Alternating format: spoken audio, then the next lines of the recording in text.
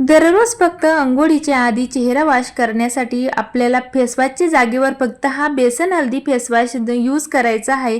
7 दिवसामध्येच तुम्हाला तुमच्या चेहऱ्यावर मॅजिकल बदल बघायला मिळतील आणि खूपच अशी ग्लोईंग त्वचा तुमची होणार आहे।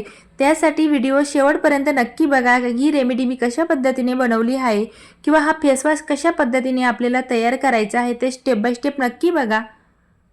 तर त्यासाठी आपल्याला एक स्वच्छ बाउल घ्यायचा आहे किंवा एक स्वच्छ वाटी घ्यायची आहे। त्यामध्ये आपल्याला हे सगळं साहित्य ॲड करायचं आहे। त्यासाठी आपल्याला फर्स्ट म्हणजे 2 ते 3 टीस्पून एवढं बेसन पीठ घ्यायचं आहे आणि ही रेमेडी मी साधारणतः 7 ते 8 दिवसासाठी बनवून ठेवते आहे। त्यामुळे त्या हिशोबाने मी सगळे इन्ग्रेडियंट याच्यामध्ये ॲड करणार आहे। जर का तुम्हाला जास्त दिवसासाठी किंवा कमी दिवसासाठी बनवायची असेल तर तुम्ही त्या प्रमाणामध्ये सगळे इन्ग्रेडियंट याच्यामध्ये ॲड करू शकतात। तर या ठिकाणी बेसन घातल्यानंतर यामध्ये मी साधारणतः पाव चमचा एवढी कस्तुरी हळदी पावडर ॲड केलेला आहे। जर का तुमच्याकडे कस्तुरी हळदी नसेल तर तुम्ही किचनमधली जर हळद घेत असणार तर खूप कमी क्वांटिटीमध्ये घ्या।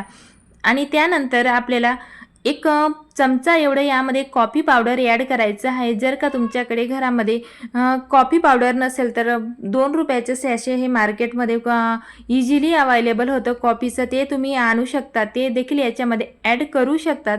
तर या ठिकाणी हे सगळं साहित्य आपल्याला छान असं मिक्स करून घ्यायचं आहे आणि हा आपल्याला चेहऱ्यावर अप्लाय कसा करायचा आहे ते देखील नक्की बघा। आता यामध्ये हे सगळं आपण प्रीमिक्स तयार करून घेतलेलं आहे।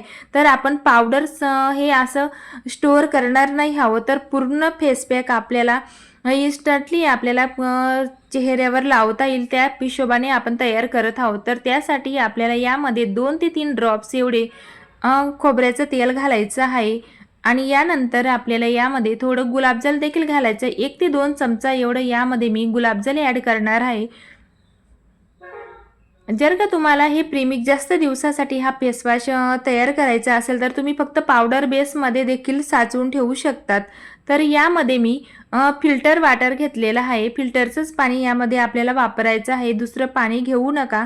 जर का तुमच्याकडे फिल्टर पाणी अवेलेबल नसेल तर तुम्ही प्यायचं पाणी जे असतं ते साधारणतः तुम्ही 10 ते 15 मिनिटासाठी पूर्णपणे त्याला उकळून घ्या आणि थंड झाल्यानंतर यामध्ये मिक्स करा आणि छान असं हे मिश्रण आपल्याला तयार करून घ्यायचं आहे आणि एका काचेच्या कंटेनरमध्ये हे आपल्याला स्टोअर करायचं आहे आणि याची कन्सिस्टन्सी आपल्याला पातळच ठेवायची आहे। ज्याप्रमाणे फेसवॉश राहतो त्या कन्सिस्टन्सीमध्येच आपल्याला हे मिश्रण तयार करून घ्यायचं आहे किंवा फेसवॉश आपल्याला तयार करायचा आहे।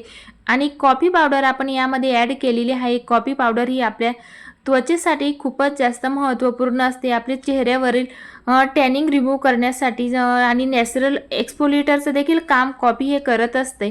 तर या ठिकाणी मी माझ्याकडे हे काचेचं छोटी डब्बी आहे किंवा कंटेनर आहे, त्यामध्ये हे सगळं मिश्रण मी किंवा हा फेसवॉशचं जे साहित्य आहे ते सगळं काढून घेते।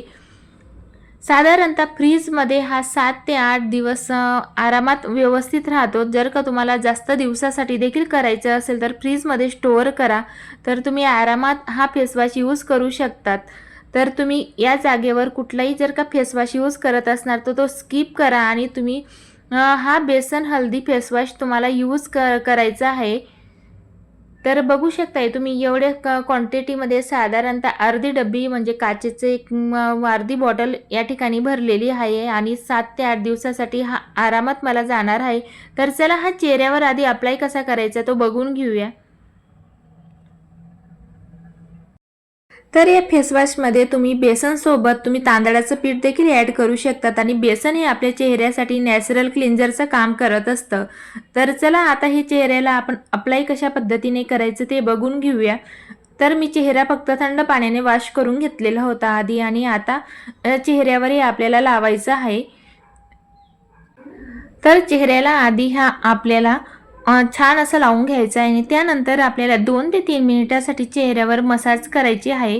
जर का तुमच्याकडे वेळ असेल तर तुम्ही फेस पॅक म्हणून हा 5 मिनिटसाठी सुद्धा चेहऱ्यावर तसाच लावून ठेवू शकता। त्यानंतर हलक्या हाताने चेहऱ्याला मसाज करून घ्या आणि थंड पाण्याने चेहरा वॉश करून घ्या। तर खूपच सुंदर असा या फेसवॉशचा रिझल्ट आहे। अगदी 7 दिवस तुम्ही फक्त कंटिन्यू हा फेसवॉश तुम्ही चेहऱ्यावर अप्लाय करा. तुम्हाला तुमच्या चेहऱ्यामध्ये खूप सारे बदल बघायला मिळतील. जर का तुमच्या चेहऱ्यावर ॲक्ने, पिंपल्स किंवा सुरकुत्या या सगळे काही प्रॉब्लेम्स असतील तर ते देखील कमी व्हायला मदत होत असते आणि काळे डार्क सर्कल सगळ्याच गोष्टी तुमच्या हळूहळू कमी व्हायला लागतील. या सगळ्या समस्यांपासून तुमचा बचाव होणार आहे. तर या ठिकाणी नक्की अशा पद्धतीने हा फेसवॉश बनवून बघा आणि चेहऱ्याला नक्की लावा.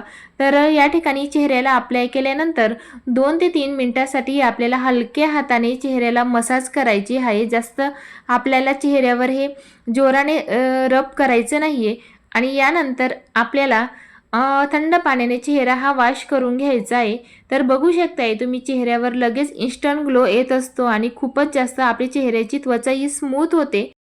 तर ही रेमेडी तुम्ही हातापायांवर देखील यूज करू शकतात. हातापायांची टॅनिंग रिमूव्ह करण्यासाठी देखील खूपच जास्त युजफुल आहे.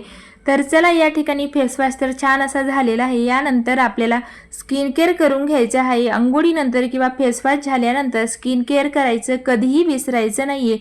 चेहऱ्यावर डेली आपण मॉइश्चरायझर लावायलाच हवं, कारण त्यामुळे आपली चेहऱ्याची त्वचा ही खूपच जास्त हायड्रेट राहते.